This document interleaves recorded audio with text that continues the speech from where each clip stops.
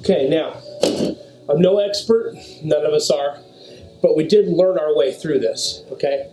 And in the rear legs, it's really not hard to do. There's a pocket right here. There's a seam, if you can see this right here. Little fat seam, okay? That separates the muscle groups in this leg. And one of the advantages, too, of aging meats is this meat is literally being separated by my fingers right now. As you can see, I've separated the muscle groups right here. Whoops. Now I'll get in here, see how this peels apart right here? Get your knife in there, separate it out. That's that silver skin that we talk about. It's what separates muscle groups. Okay, now, you get down in here, a little bit further, and you get down to the bone here in just a second. And then, you go straight down to the bone, this, and up. So, you can see how this peels apart.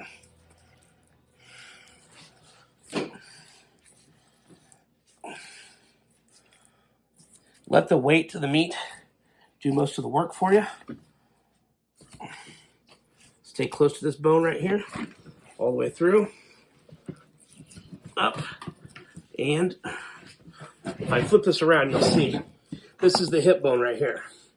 Go underneath of it, cut down, like that, come up the other side, and then there's one piece. Okay, you can see how that's been separated. Okay. Right here is your next one. This is called the football, actually. It's called that on both venison and other animals. It's where some pretty prime cuts of meat are, okay? So we're just going to do what we continue to do here, which is bone, okay? So we find this bone underneath. It's going to attach up here to the hip socket again, as you can see. Get your finger underneath there. Cut it real quick. Now, get underneath of that, all the way down. You can see it ends right here, okay? So we're going to come across, watch your camera there, like that. Now, see how that's separated?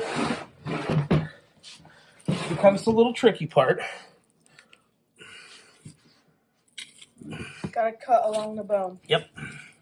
And as you do, the weight of the meat will take care of it for you. And then when you flip it to this other side, you see this seam right here? That's another seam. That's another muscle group. So I'm going to go along this right here, to the point again. Another muscle group. Shaped like a football. That's why it's called a football. Called the football. You got it. Okay, now as you can see, I have a little bit of scrap stuff to work with here. So let me... Yeah, we'll work on that in a minute. Okay, there's another cut over here. Obviously, you can see it right here. Okay, so we're going to start here at the beginning. Again, right along the bone. Careful with your fingers. Turn around like this. Grab the bone. I like to go like this so I can see where my knife is at. All the way up to the other side. Okay, this side right here, as you can see, separates right here. See that? Cut across right here. And it separates here again. See that? So the great thing about these rear legs is really the work's done for you already. The grain. The grain. You just got to find your seam. See how that's peeling apart? Just like that, okay? Up there. Now, turn over. Now, as you can see, you can imagine the socket is right here. Get around it. And this one always is tricky for me. I always figure it out by turning it up like this. And make a cut.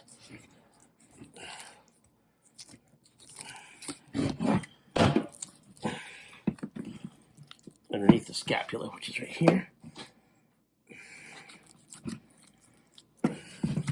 Not scapula, but the hip bone. What I meant to say.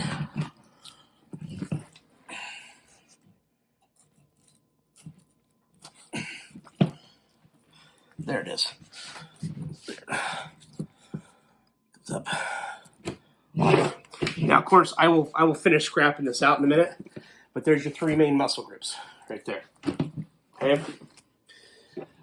Some people, like our favorite person on television, Steve Ranella, likes to make this into a shank roast. And I'm going to tell you right now, after I show this shank right here, you can see this shank roast. If you cut like I did just a few minutes ago, it wasn't on camera, but you cut there and right after this knuckle, this muscle right here in a crock pot for 6 hours with red wine vinaigrette is the absolute best roast you will ever have, and that is no joke. It melts in your mouth. You have no idea. You know, see this is the tendon, and then this is what is on us, the calf muscle.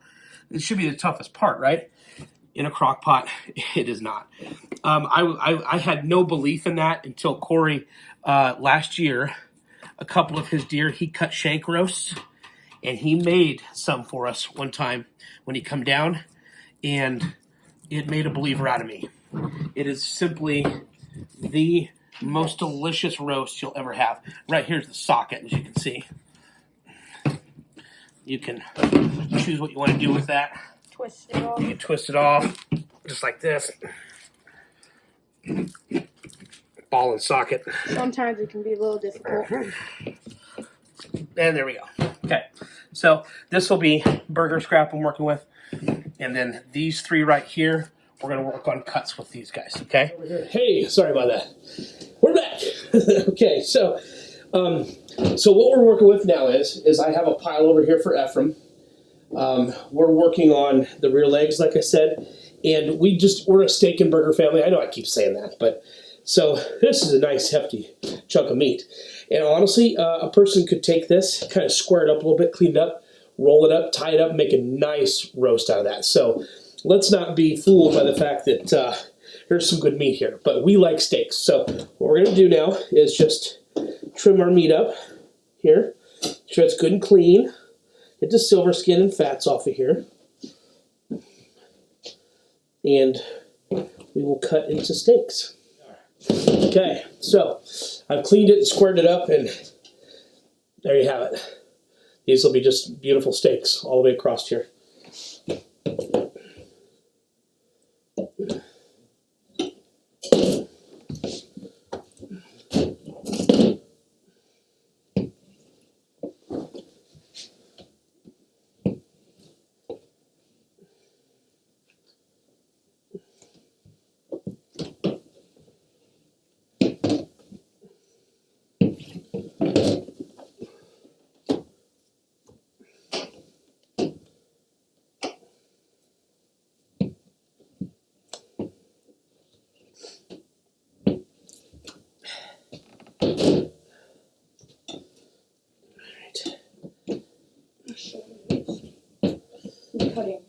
So we finished up one leg. Ephraim is finishing up the other side. I'm going to start up this other leg right now.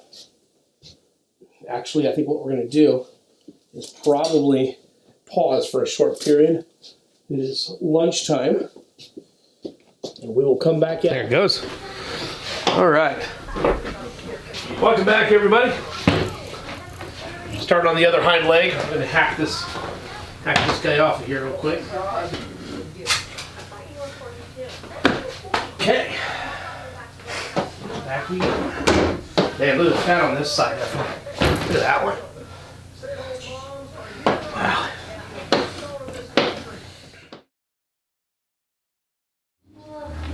Okay, welcome back to the homestead. We are about 3.5 hours into it.